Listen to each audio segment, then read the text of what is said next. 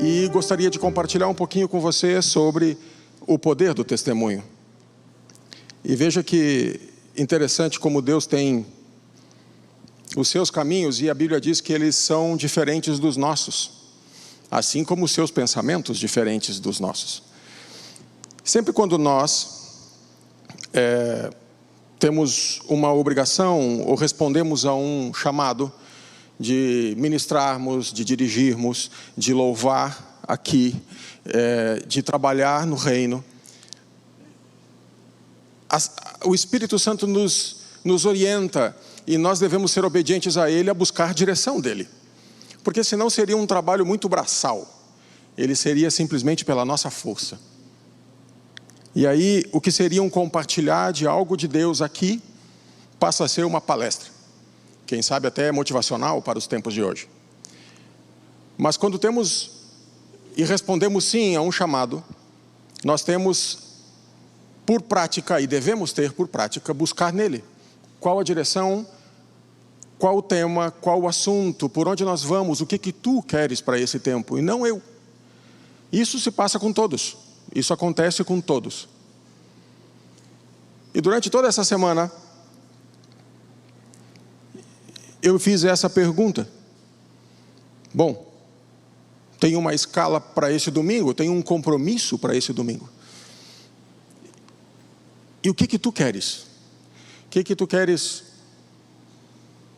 fluir através da adoração, da direção, da palavra dessa noite? E de novo, isso é muito comum. É uma oração que muitos fazem. E ao entender as coisas do reino, é uma oração que devemos fazer. Isso vale para falar de Jesus para alguém no nosso trabalho. Isso vale para evangelizar alguém. Porque você pode pedir ao Espírito Santo que te dirija o caminho por onde Ele quer fluir na tua vida. E durante toda essa semana eu fiz essa pergunta. Como tu queres fluir? Como tu queres falar? Por onde eu começo e por onde termino? Faço a mínima ideia. O que eu não quero é falar por mim mesmo. O que eu não quero é transformar uma oportunidade do fluir do teu Espírito em algo humano, carnal e sem fundamento. E essa oração me acompanhou durante toda essa semana. E hoje pela manhã, estava debruçado sobre isso, e fazendo anotações, e buscando, e orando por isso, e indo por uma linha que sentia ser da direção de Deus. Acontece que a linha que eu estava indo era sobre o poder do testemunho. Nós estamos falando sobre isso nos GFs.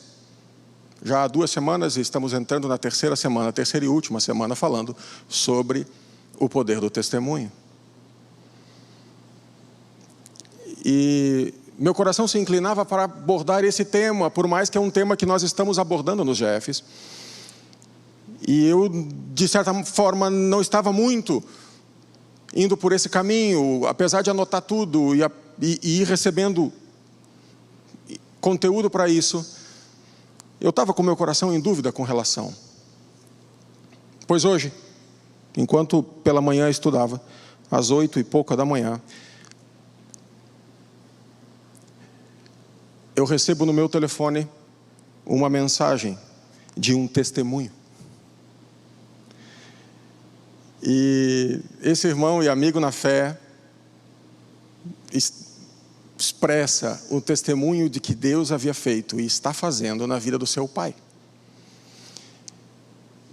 E quando eu recebo, eu começo a ler e vejo as fotos e noto no áudio a alegria desse feito de Deus. Eu respondo para ele assim: olha, me alegro contigo e me alegro em Deus, porque através desse momento, desse teu testemunho, vem uma confirmação daquilo que o Senhor quer ministrar nessa noite.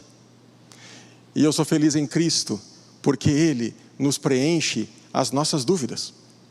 Se estamos em dúvida quando o entregamos a Ele, Ele nos ajuda e orienta. E por esse fato de hoje, ter recebido esse testemunho com muita alegria, do que Deus tem feito na restauração da saúde, através do poder da oração, de uma comunidade, de uma igreja, de uma família, de amigos, que eu quero abordar com você nessa noite, um tema falando sobre o poder do testemunho.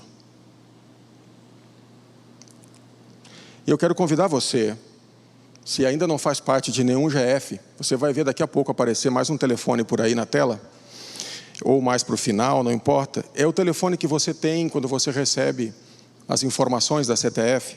Eu quero convidar você a responder aquele telefone, aquele WhatsApp, dizendo: eu quero participar de um grupo familiar.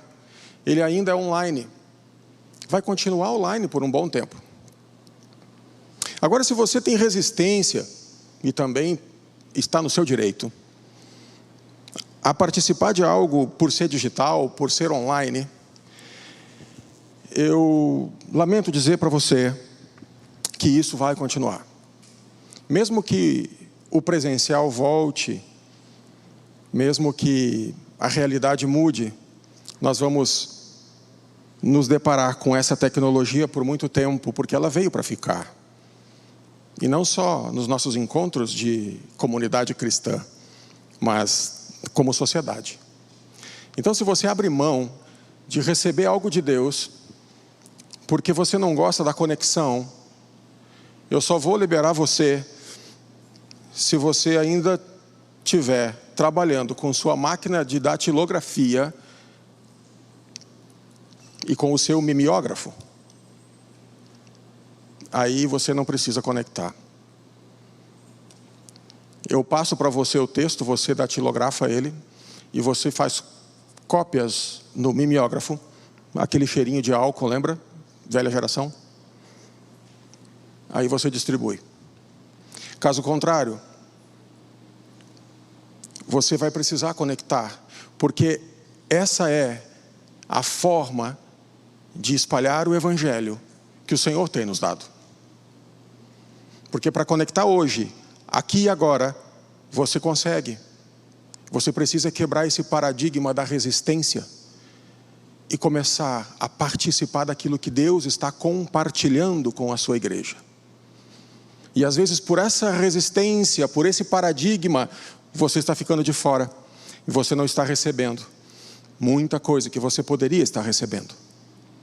Então, caso você tenha a sua máquina de datilografia funcionando e você a use para o seu trabalho, e o seu mimeógrafo para fazer cópias, você está liberado dessa conexão dessa semana, mas eu quero convidar você também a quebrar esse paradigma da resistência e conectar conosco. Fico pensando, se Billy Graham, que morreu há poucos anos, um dos maiores evangelistas do século passado, que comumente lotava estádios de futebol com dezenas de milhares de pessoas e falava do Evangelho, se ainda tivesse vivo e trabalhando no reino e se deparasse com uma ferramenta de conexão online, eu quase poderia imaginar o sorriso no rosto desse homem, principalmente fazendo a conta de quantos ele alcançaria por essas conexões. Mas ele é da geração passada, ele foi um homem analógico, ainda com o microfone e no presencial. Veja, temos oportunidades que o Senhor nos coloca à frente, que outros do passado, se olhassem, disse: uau, se na minha época tivesse isso, rapaz, o mundo estaria evangelizado. E sabe como nós nos comportamos? Não gostei não. Internet cai, fica lento, não dá para ver a foto. Travou, caiu. Não gostei não, quero mais não. E no mesmo tempo, por esse comportamento, de novo, perdemos a oportunidade de receber de Deus e de dar aquilo que o Senhor nos capacita para distribuir. Então eu convido você a quebrar esse paradigma, a romper essas travas, e mesmo com dificuldade, avance. Mesmo com resistências, avance. Pois é a forma, muitas vezes, que Deus tem para tratar você, para conversar com você, para ministrar sobre você. Acontece que estamos apegados, muito apegados, à nossa máquina de datilografia. Esse tempo já passou. Amém? Muito bem. Falando ainda do poder do testemunho, eu quero ler com você um relato, na verdade, um capítulo relativamente curto, que vai ilustrar um pouco do que nessa noite gostaria de compartilhar com você. E sabe que tem uma metáfora do copo meio cheio e meio vazio. Já ouviu falar disso? Existe uma metáfora, inclusive em teses debatidas em Harvard, sobre essa metáfora do copo meio cheio e meio vazio. Uns vão olhar e vão dizer que ele está meio vazio. Outros vão dizer que ele está meio cheio. E essa metáfora nos traz uma realidade de ponto de vista. O pessimista vai dizer: está meio vazio, vai faltar, não está completo. O otimista vai dizer: tem meio copo, melhor que nada. Essa metáfora, ela é aplicada no nosso dia a dia, sobre como estamos vendo o copo. Ele está meio cheio, e isso é bom porque é melhor que nada. Ou ele está meio vazio, e isso é ruim porque poderia estar cheio. Eu quero ler com você algo que trata da metade vazia e da metade cheia desse copo, olhando por esse ângulo da metáfora. Salmo 77, o capítulo 77 de Salmos. Abra aí no seu telefone, na sua Bíblia, se você está em casa com a sua Bíblia, ou no seu aplicativo da Bíblia online, como queira, para acompanhar-me nessa rápida leitura.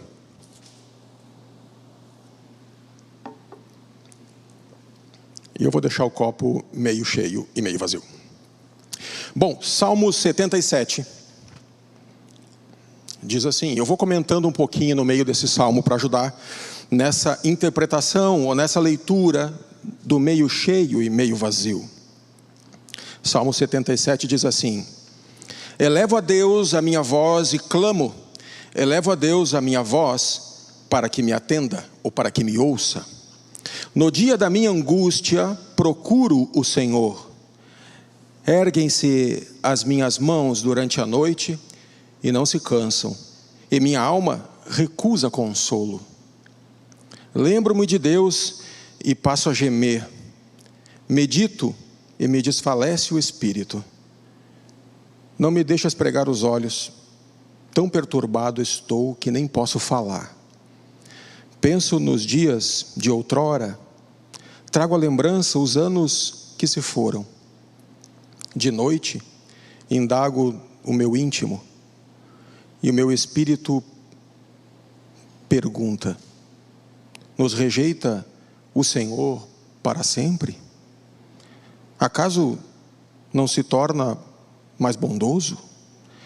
Cessou perpetuamente a sua graça?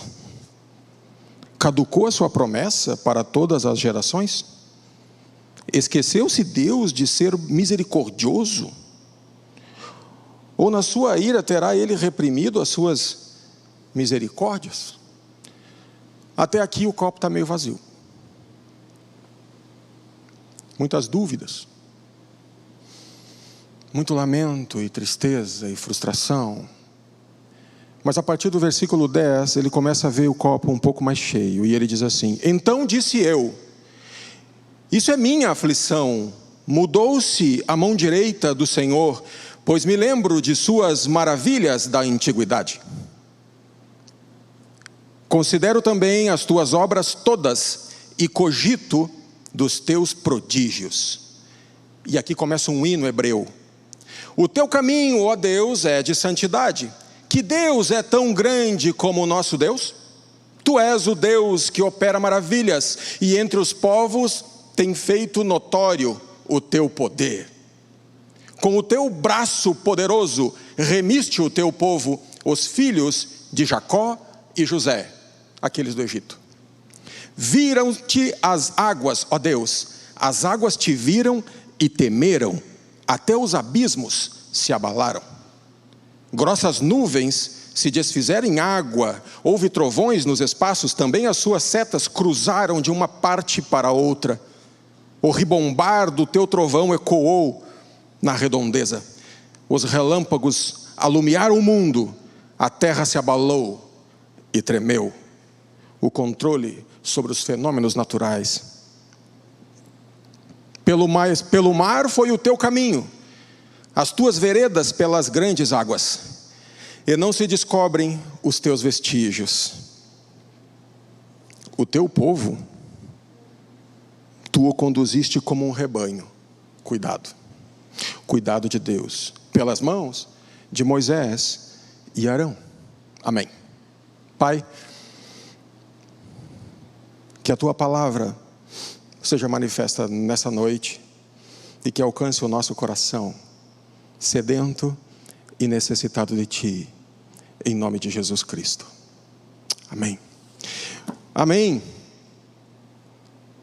Interessante como Asaf, aqui nesse salmo, passa de uma leitura angustiante, de uma expressão de dor, de uma expressão de lamento, de uma expressão de desânimo, para um resgate da esperança, para um copo meio cheio, porque ele tem justamente esses dois comportamentos nesse mesmo capítulo.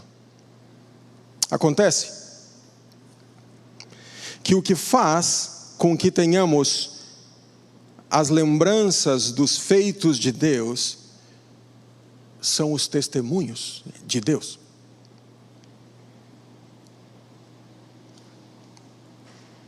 O salmista diz em outro lugar, dentro de Salmos, que diz assim: quando me calei, envelheceram-se os meus ossos. E Salmos está recheado de testemunhos dos feitos de Deus. Muitos louvores, muita adoração, muito júbilo, um pouco de lamento, reclamação dos ímpios que prosperam, mas muito testemunho dos feitos de Deus. Acontece que nós, seguidamente, nos comportamos como Asaf nesses salmos. Porém, seguidamente, ficamos com a primeira parte, o copo meio vazio. E agora? Lascou-se. Foi-se o boi com as cordas. Está ruim demais. E é só coisa ruim. E só vem coisa ruim. E depois da coisa ruim, mais um pouco de coisa ruim.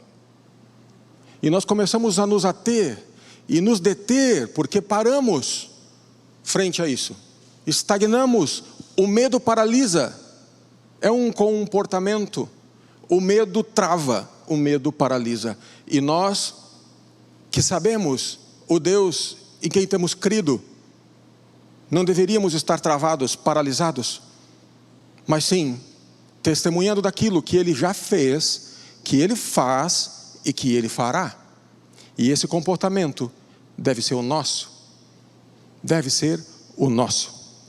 Veja que, aproveitando que estamos falando de testemunho, eu quero dar um testemunho. Por muitos anos, sou filho de cristãos, de família que já vinha de crentes. E fui literalmente criado na igreja. Isso também tem suas vantagens e as suas desvantagens. Mas acontece que algo muito pessoal me acompanhou por muitos anos. Eu seguia Jesus simplesmente porque eu tinha muito medo do inferno. Aceitei Jesus seguia Jesus junto com a congregação, mas eu tinha muito medo do inferno. E isso me mantinha seguindo Jesus. Muitos anos foram assim. Eu não seguia Jesus pelo que Ele era, ou pelo que Ele é. Eu não seguia Jesus pelo que Ele fazia em mim, ou poderia fazer em mim. Eu seguia Jesus por medo de acontecer algo e acordar no inferno. E depois de muito tempo, descobri, conversando com alguns, que não era só eu. Tinha mais gente nesse negócio. Ainda tem mais gente nesse negócio. Ainda tem muita gente seguindo Jesus, só para escapar do inferno. Isso lembra o ministério de Jesus, que foi curtíssimo. Em poucos anos, multidões o seguiam. Em um único milagre da multiplicação dos pães, milhares estavam ao seu redor, tomavam as colinas. Mas verdadeiramente aqueles que andavam perto de Jesus era um grupo menor. Aquele que andava perto de Jesus, aquele que ousava avançar, vivia milagres. A mulher do fluxo de sangue, o cego que gritava no caminho, o leproso que se aproximava, todos esses ousaram chegar mais perto de Jesus, porque poderiam estar em meio à multidão. E estavam em meio à multidão porque Jesus, como disse o apóstolo, tinha palavras de vida eterna. E estavam na multidão somente pelas palavras de vida eterna. Eu só quero o céu, velho. Eu não quero o inferno. Eu quero ir para o céu. E está feito o negócio. E isso registra quão pequeno é o número daqueles que provaram algo mais de Deus, através de Jesus. Um percentual muito pequeno viveu o sobrenatural com Jesus. Um percentual mínimo de todos aqueles que o rodeavam, de todos aqueles que estavam andando atrás dele, e onde ele ia, a multidão o seguia.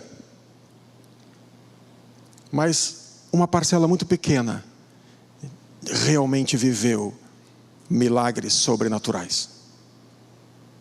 E por muitos anos, eu me vi nessa galera que seguia Jesus. E andava atrás de Jesus. Jesus ia para lá, nós vamos embora. Tinha retiro, vamos embora. Tinha congresso, vamos embora. Tinha seminário, vamos embora. Onde estava Jesus, nós estávamos juntos. Por perto, sempre em volta. Mas por todo esse tempo, não provei realmente do sobrenatural dele, porque não me aproximava o suficientemente para tal.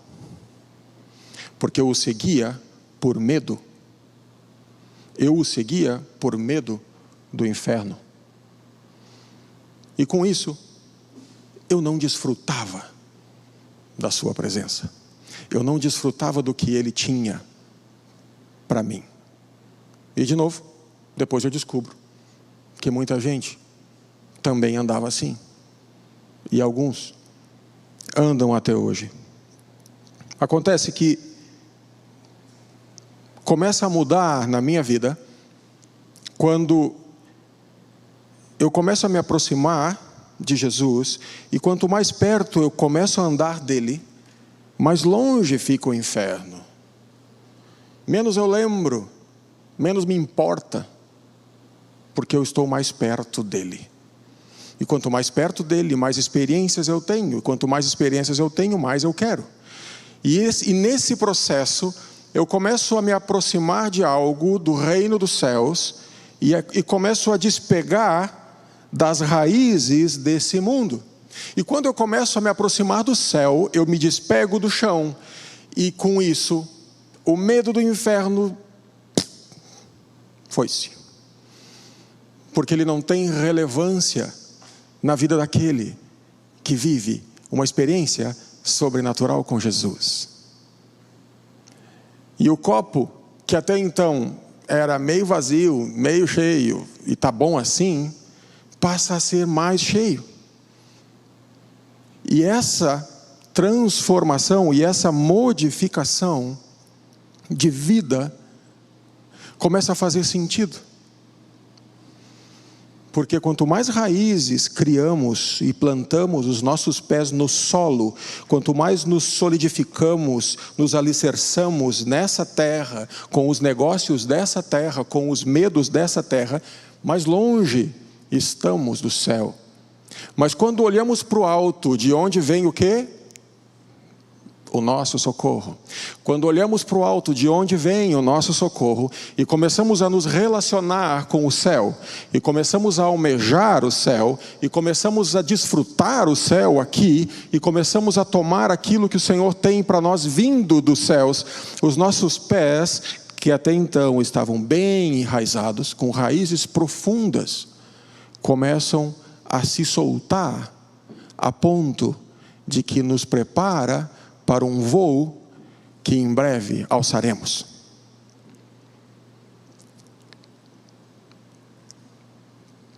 Se você, por cargas d'água, se vê nessa situação, aí com seus botões,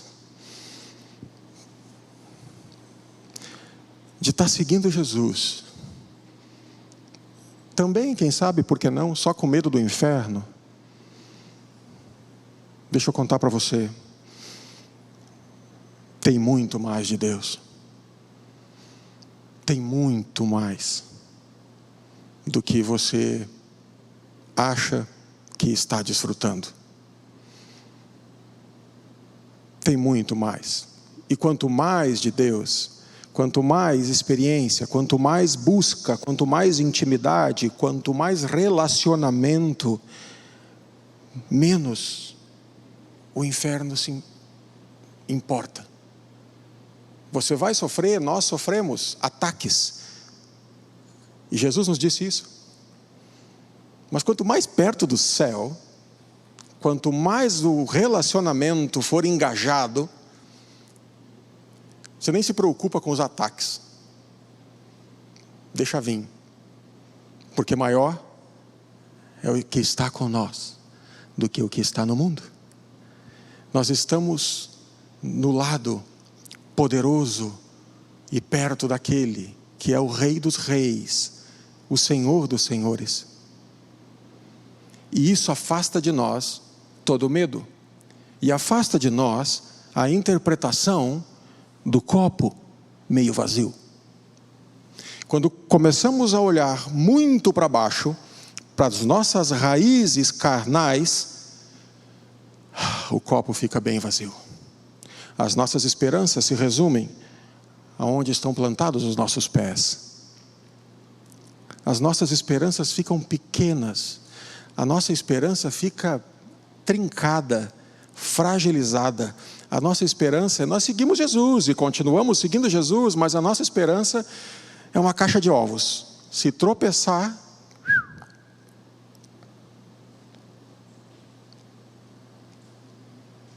enquanto que em Romanos, a carta aos Romanos diz: alegrem-se na esperança, sejam pacientes na tribulação, perseverem na oração. Essas três atitudes são do céu. E podemos tê-la quando nos relacionamos com o céu.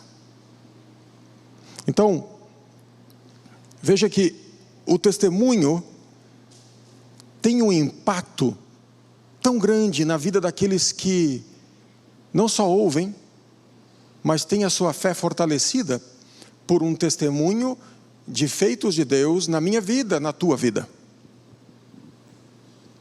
Assim como eu estou falando sobre um passado que vivi com medo, seguindo a Jesus com medo do inferno, e como passei a desfrutar daquilo que Deus tinha na medida que eu fui me aproximando dele, fui buscando intensamente porque eu queria ver mais, e eu queria viver mais, e eu queria provar mais, e eu queria receber mais, eu queria me alimentar mais, e eu queria receber tudo dele, porque ele me sustenta.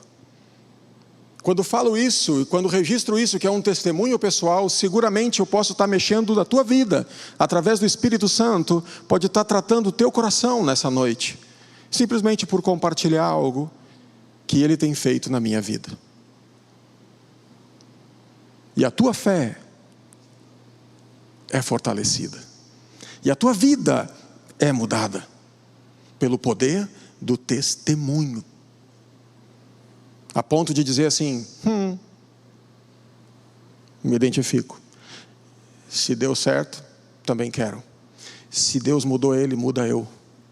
Se ele buscou e conseguiu, eu vou buscar, eu vou conseguir. O poder do testemunho começa por aí. E por isso que eu digo para você, como comecei falando, de que esse é um processo de comunicação que veio para ficar. E através dessa comunicação e de outras comunicações, como um áudio de WhatsApp, como uma conexão via Zoom, como um vídeo, né, que seja pelo WhatsApp, seja como for, são ferramentas de testemunhar o poder de Deus. E nós não gostamos, por causa que não gosto. Mas eu não gosto quando é isso, porque vídeo eu assisto, recebo um monte. Eu olho, eu dou risada, me divirto com os vídeos. Mas como é que eu não consigo entender que as coisas do reino precisam ser prioridade? Porque são as coisas do reino que me aproximam do céu. Não são as coisas dessa terra. São as coisas do reino. O que me aproxima do céu é essa leitura que Asaf teve no capítulo 77 de Salmos, aonde ele diz, que no versículo 10, então eu disse, essa é a minha aflição, mudou-se a mão direita, a mão de poder de Deus? Recordo os feitos do Senhor, pois me lembro das suas maravilhas. No Velho Testamento, tem o registro do rei Josias. Israel, depois de Davi, teve uma sequência de reis que não agradavam ao Senhor. E aí, a cada 10 que não agradavam, um agradava. Era uma proporção doida. E Deus tirava, e vinha outro, e não andava nos preceitos do Senhor. Até que sobe ao trono um menino de 8 anos. E com mais 4 de reinado, ou seja, com 12 anos, ele corre toda a região, destruindo deuses, destruindo altares, tacando horror em tudo que não é de Deus, botando para o chão, matando aqueles que se levantavam contra, aniquilando toda a idolatria, tirando, limpando. E ele manda arrumar um lugar de adoração, o templo, um lugar onde deveria ser santo, já não era mais. E eles encontram um livro, e eles levam esse livro até ele e leem para ele. E nesse livro estava registrado os feitos de Deus, assim como essa metade do copo cheia que nós lemos na segunda metade do capítulo. E quando ele lê isso, ele diz, quando ele ouve isso, essa leitura, ele diz, não, nós temos que arrumar a coisa, tá feio, tá ruim. Junta o povo, que eles também vão escutar os feitos de Deus. Sempre que, quando estamos nessa situação, muito parecida com a que estamos vivendo hoje, nós nos pegamos muito mais focados e nos preocupamos, muitas vezes, com o presente momento. E olhamos assustados para o cenário, ou para a TV, depende para onde você olha. E realmente falta esperança. E quanto mais olhamos, ou nos alimentamos, mais desesperançosos ficamos. E sabe o que acontece com o cristão? Quando entra de cabeça nesse tipo de informação, ou só nessa informação, ele esquece o que Deus já fez e começa a se apegar só no que está acontecendo ao seu redor. Ou seja, começa a olhar para suas raízes terrenas e esquece que nós não somos desse mundo. E quando nos esquecemos que nós não somos desse mundo, nós passamos a pertencer a Ele. E tudo aqui é importante. Não que não devamos nos preocupar, não que não estejamos aflitos, não que não estejamos apreensivos, não que não estejamos orando e intercedendo, chorando por aqueles que necessitam de graça, de cura e misericórdia. Não, não é isso. Isso é papel da igreja. Isso é o nosso papel de relevância do reino dentro de uma sociedade que precisa tanto de Jesus. Mas quando nos focamos somente nisso, a gente já não consegue mais orar por alguém. A gente já não consegue mais testemunhar de nada, porque nem disso a gente lembra, dos feitos de Deus. Porque eu estou imerso em uma situação, eu estou dentro dessa atmosfera, e eu não consigo ver isso com os olhos espirituais. E sabe o que acontece quando a gente cria muita raiz aqui? A gente encontra alguém que precisa de Jesus, a gente entende que ele precisa de Jesus, e sabe o que a gente diz para ele? Tu tem que ir na minha igreja. Vamos marcar uma hora lá na minha igreja? Você vai lá. Lá você vai encontrar Jesus. Esse é o sinal, um deles, de que Jesus já só está aqui, não está aqui.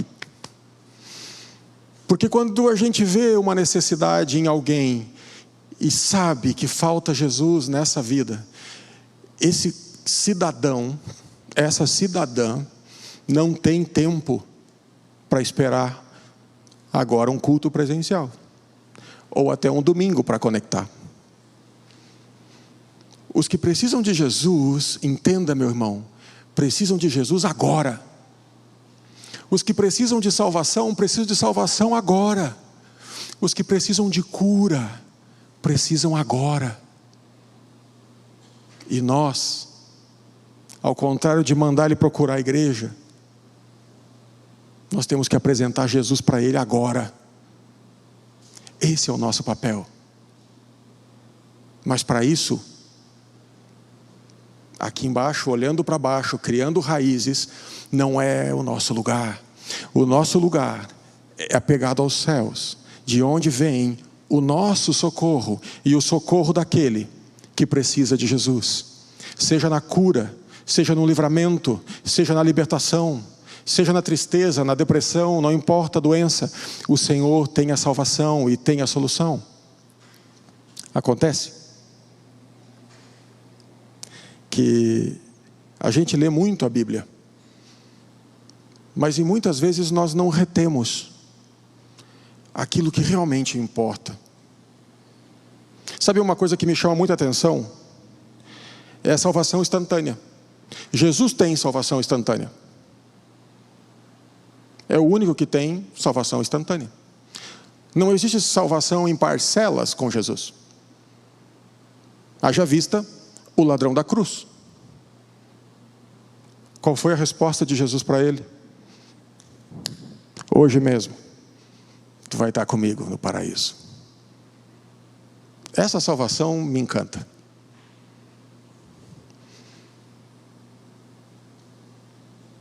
Então eu não tenho direito nem tempo de mandar alguém procurar minha igreja, fazer uma agendinha com alguém lá da igreja para falar contigo, ele vai te explicar como é que Jesus faz essas paradas aí e vai te ajudar. O meu testemunho precisa impactar. O meu testemunho precisa mudar a situação daquele que anda perto de mim. E se Ele está perto de mim, veja bem, se perto de você tem alguém que precisa de Jesus, a partir de agora entenda, você entrega Jesus para ele, você apresenta Jesus para ele. A salvação pode ser instantânea e você pode ser surpreendido milagrosamente com o poder da salvação, da cura, do milagre e da libertação. Não temos mais tempo. E veja como mudou o cenário. Não dá mais para mandar o cara procurar uma igreja. Jesus tem que fluir na minha vida, na tua vida. E é assim que nós andamos e vamos andar por um bom tempo. Não dá mais para mandar procurar uma igreja. Ele tem que ser verdade em mim, para que eu derrame sobre os outros. Eu preciso que esse copo, em mim, seja cheio. E não é de pensamento positivo, e não é de bom olhado, não é de coisas boas, é de Jesus mesmo. Eu preciso ser cheio de Jesus mesmo. Não é de pensamento positivo. Só isso não sustenta. Só isso não me leva a lugar nenhum. Eu preciso que, como cristão, como um copo, eu preciso ser cheio. Cheio. Cheio. Cheio. Cheio. Cheio.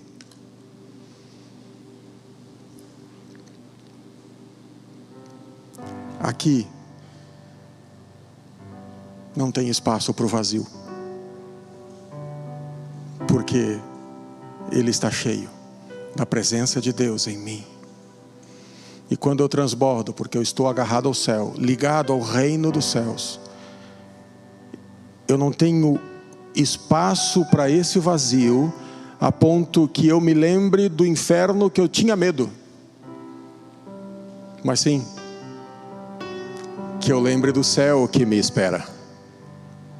E veja que interessante, Jesus vem buscar, e se você não está acostumado com isso, prepare o seu coração. Jesus vem buscar uma igreja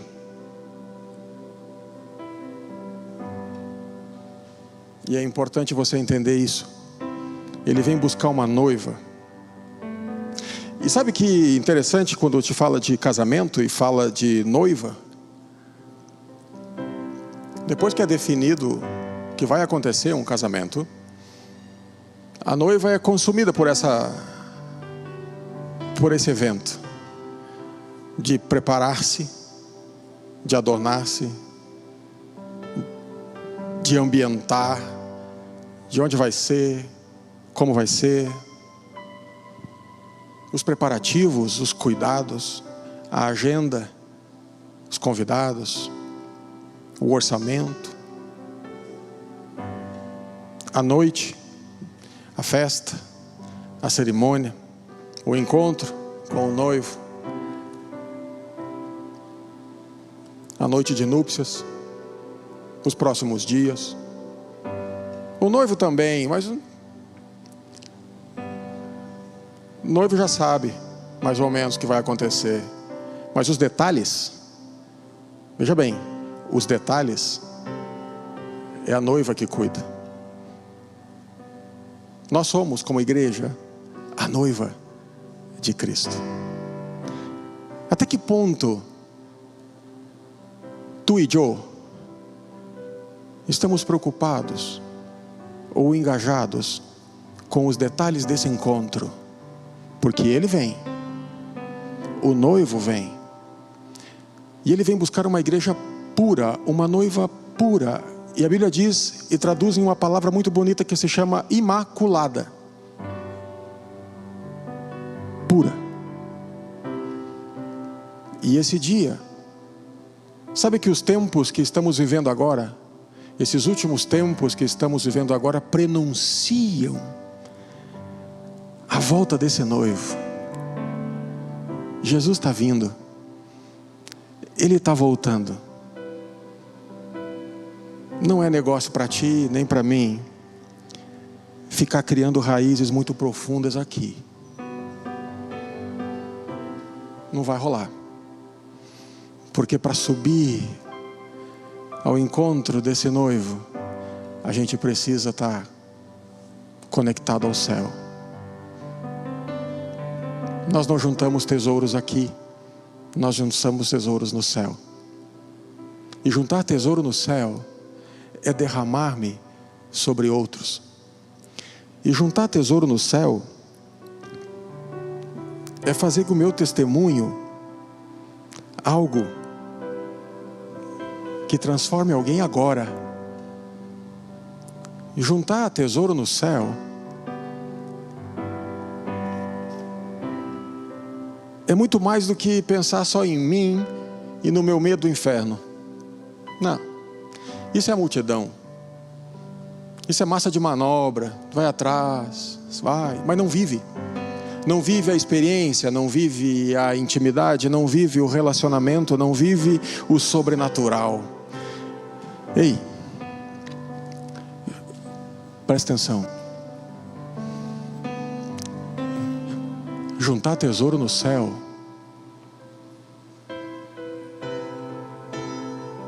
é me importar. Juntar tesouro no céu é levar aqueles que precisam Jesus de forma instantânea, na hora. Eu tenho um Jesus e vou compartilhar contigo agora.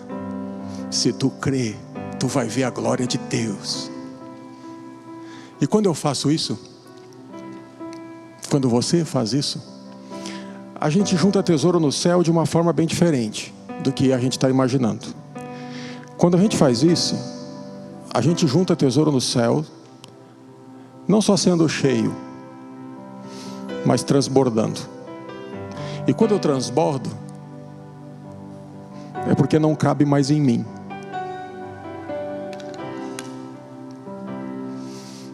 Eu estou tão cheio dessa presença, desse tesouro lá do céu, que eu preciso contribuir com alguém.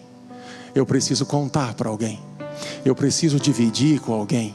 E quando eu divido com alguém, eu derramo sobre ele graça, misericórdia, bondade e salvação. E quando eu divido com alguém isso que transborda em mim, eu levo a esse alguém cura, livramento, libertação. Eu levo sobre esse alguém salvação. Amém? Que nessa semana, que é uma semana bem especial, que essa semana você possa juntar tesouro nos céus, testemunhando do que Deus tem feito na tua vida, dos feitos de Deus de um passado, dos feitos de Deus que tu conhece e tu já viveu. E se tu não viveu no passado, tu tem aqui a fonte de tudo que Ele fez, a começar por ti.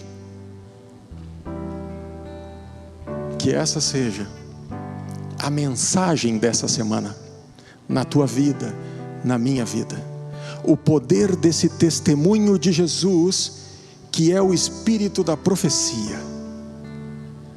E que esse testemunho de vida, dos feitos de Deus na tua vida, na minha vida, que lança fora o medo do inferno e da morte, seja o testemunho que leve Jesus instantaneamente ao doente, ao perdido, ao desesperançoso, ao triste, ao abatido, ao amargurado, ao perdido, ao endemoniado. Que leve salvação, cura e livramento. Amém? Vamos adorar o Senhor por esse tempo. Vamos adorar o Senhor por alguns minutos. Que o seu coração, nessa noite, possa ser alcançado por esse testemunho, o testemunho de Jesus, que é o espírito da profecia.